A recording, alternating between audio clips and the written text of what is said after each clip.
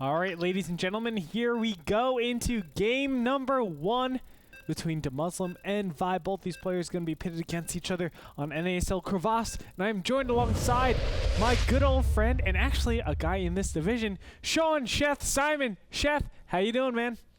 Great. How about you? I'm good. Chilling at the Holiday Inn. I like it. Happy I get to cast NASL with you. Division 1 even, so I can like stalk my opponents. Exactly. You get this extra spider sense on both these people. Now, we do have a turn for Zerg. This is going to be on Crevasse. We have in the top left-hand position each Demuslim, and in the top right position we have 6x5. So, you know, while you're here, I want to get your competitive insight. What do you think about these positions straight away, Sheth? Alright, well on Crevasse, it's just a map where you want to be far away if you're Zerg, and as Terran you want to have a really short rush distance. And these are actually just about as good a positions as you can get for Terran. You can easily kill the rocks right outside your base and push really fairly quickly to your opponent's third. Like if Vibe decides to take his third outside where there are 2 Vespian gas instead of inside where there's only 1, it's a really short push distance. So these positions I would say favor Demuslim, but as I'm not like a huge Crevasse connoisseur, I can't say for sure. That's just my opinion. Well, nevertheless, we'll see if Demuslim can utilize that. One thing that he can do, of course, as you said, has that really fast push distance, but also is able to expand, I feel, pretty nicely. He can get up to that 2 and 3 base, and those timings get really dangerous. A lot of times we do see that 2-3 base, even going mech in these positions. Mech is actually really strong because it's a very straightforward push, and you can just decimate your opponent so easily. Very true. And Demuslim has some of the best just Hellion openings into mech that I've seen. So if you're one of those people who wants to learn how to play mech as a Terran, I really would say watch Demuslim here. Kind of see how he does the early game and how he transitions into it, if that's what he does. Like, if he goes bio, then just ignore that. But otherwise, check it out. Well, nevertheless, I do know that you've gotten a chance to play with Demuslim a little bit, right? So, I mean, I'm assuming he's prepared very well for this match against Vibe. Oh yeah, definitely. Yeah, I know he has. Well, I helped him even. Hopefully, in the practice matches, were you guys able to play on Crevasse at all, or in these positions by any chance? We did play on Crevasse. We didn't play in these positions though. Okay. So we'll see what Demuslim does. Of course, he is considered the loose cannon type. He's known to be doing so many different types of builds, although has recently standardized and has been looking very strong. I'm interested to see how he really develops this game in particular. I like how Vibe has taken that extractor on top and is trying to get that rich Vespian gas that's so important. In the meantime, Demuslim is just getting the reactor factory, which is probably the most standard Terran build you could possibly do. Yep, I think it's going to lead to an early 3rd command center. Oh, early 3rd command center. I'm going to call that even before the 2nd one was down. Yep, wow. He's going to put down this 2nd one.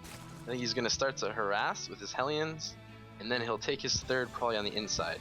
Probably take the expansion, on the outside. Wow. And then I'll wager he'll take a 3rd pretty quick, go into mech, and just do a push with a good amount of mech. That is insane, yeah, and look at that. STV going all the way up to the natural. It looks like it is preparing to go ahead and take that one expansion over there. In the meantime, we do have Vibe. He's just... do you see it? Do you see it? You're a genius. I know. You are absolutely a genius. I didn't say that he was going to do it right away, but I should have. I should have been like, before you even make Hellions, we'll just take 3 command centers. Just like that. Wow, Chef, you are some handsome. Now, I feel like this is good and bad at the same time. We do see that he took a lot of SCVs off of gas too, actually, so he is a very gas-like, going that tech lab now finally. He will probably do that. Well, as you said, it could be mech, very well could be, but you know, I'm expecting him to do something like stim or something coming out of that one barracks. That's what we normally see. Now finally the first 2 Zerglings get in there. Very critically, Vibe doesn't have an overlord over that one expansion over to the right-hand side, so he won't know it's a double expansion. That gives a lot more power to this type of build that Demuslim is doing than really should exist, because Vibe is going to be caught in a really huge pickle, not knowing this expansion is up. He's assuming that his opponent is much less powered than he is right now.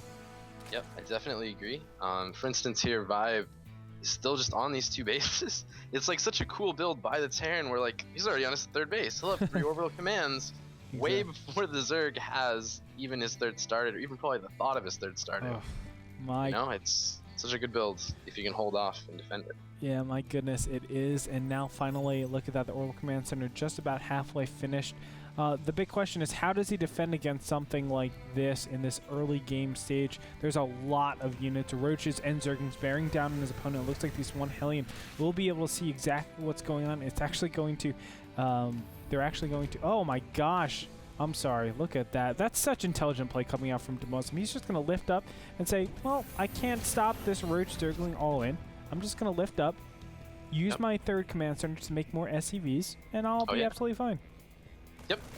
And then, you know, whenever he has enough of these Marauder Marine, he just quite easily pops right back out. He's almost, he might get that reactor though. That could be pretty big. He's losing a lot of his Roaches. He's trying to run in, that's a big mistake. You cannot do that. Does not have enough units? No, why Vibe, why? Yeah, and Vibe's gonna just get cleaned up completely. The big problem with Roach Zergling is that you always need to have Roach Zergling out on the field because it's so larva dependent. You need so much to be able to defend against all those incoming pushes.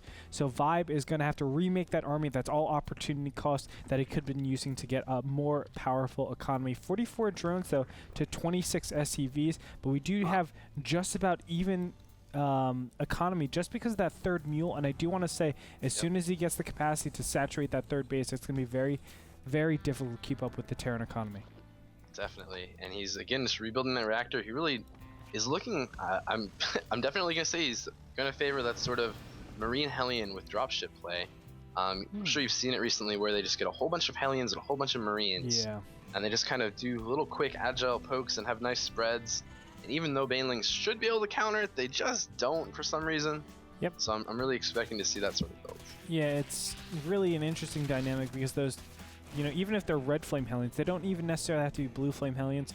The Hellions just represent so much damage against those Zerglings, which are normally the main, you know, damage dealing, or at least the way you get the Banelings to connect with them.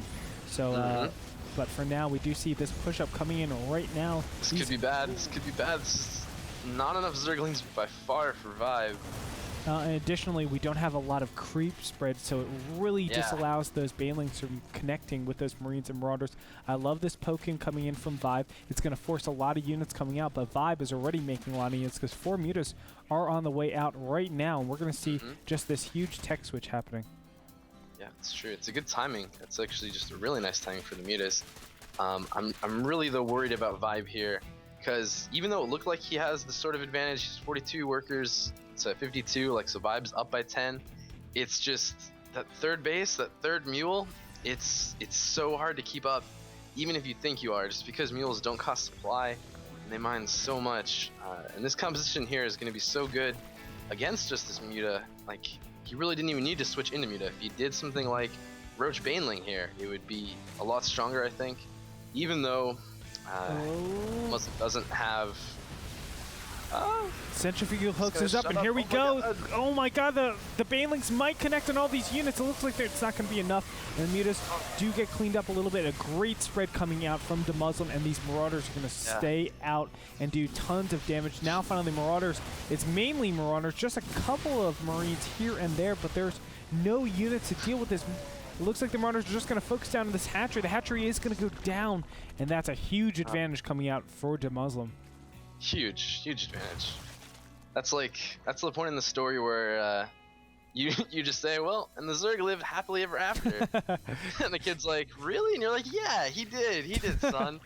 And then he dies like this horrible death. Just don't tell your son that. Oh gosh, and you know what, Vibe is going to do everything he can possibly do to come back into this. He's actually taking a 3rd and 4th base at the same time, but the Marine over here by Demuslim will scout out and see exactly what is going on. For now, it's just Marine and Marauders coming out for Demuslim. Do we have a tech switch? Yes, we do. To the siege tanks, getting the siege mode and also getting the constant medevac count. And, you know, once he gets that huge amount of medevacs, it's going to be difficult, especially with the armor composition that he has, Vibe has.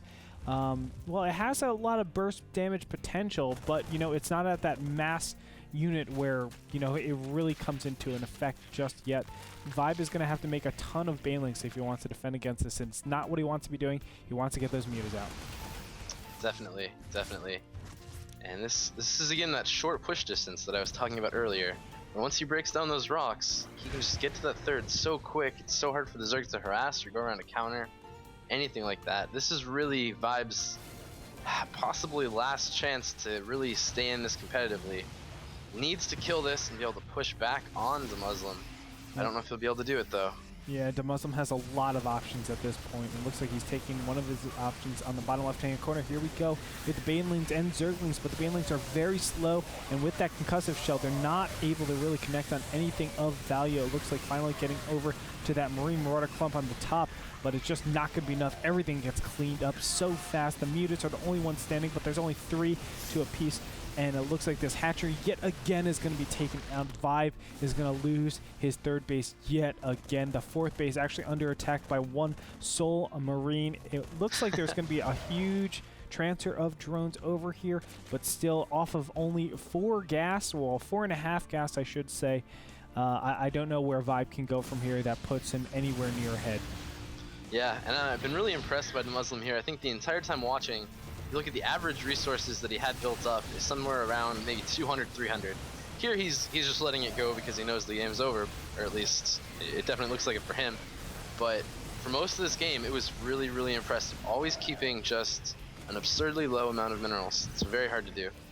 Oh, most definitely. That bottom left expansion has been taken. Looks like it's going to be turreted up just so he stays absolutely safe.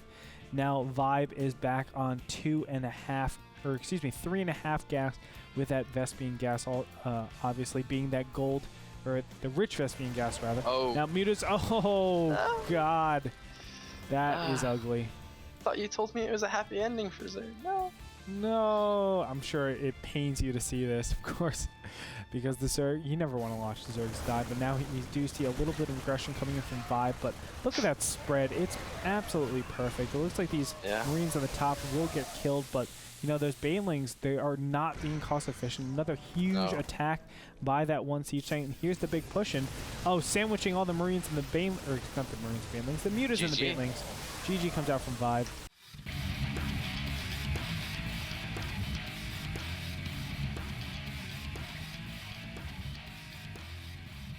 So yeah, really, really cool build by Demuslim, and it really shows more so, I mean, it was a pretty one-sided game, Sean, but it really showcased, I think, Demuslim's just ability for that refined type of play. I really feel like that EG house is doing wonders for him. Yeah, definitely. You could just tell. Everything about that build was crisp. It was a new build. It was something probably Vibe's never seen before. Exactly. It was refined. It wasn't a sloppy build where like, hey, I have a new build. I'm just going to try it out here in a tournament. You could tell it was practiced, and probably practiced against very, very good Zergs. Yeah, Chef, should I steal that? That's the big question. Coming from a Zerg of your caliber, should I steal a build like that?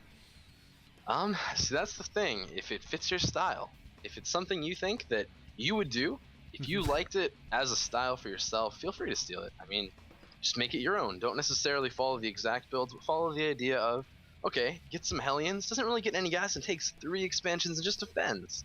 It's a really cool idea, and you can make it either defensive or offensive. I'm sure if you enjoyed macro games, you just take 3 bases, and then you just do dropships everywhere, and you kind of macro up with defense. If you like aggressive, just kind of do that sort of thing where you're always poking out, always pressuring, and again, just play with the map too. It definitely helps. Well, thank you so much, Seth. I'm gonna steal it then. I'm gonna steal really? it. I'm gonna steal it good. Don't use it against me though.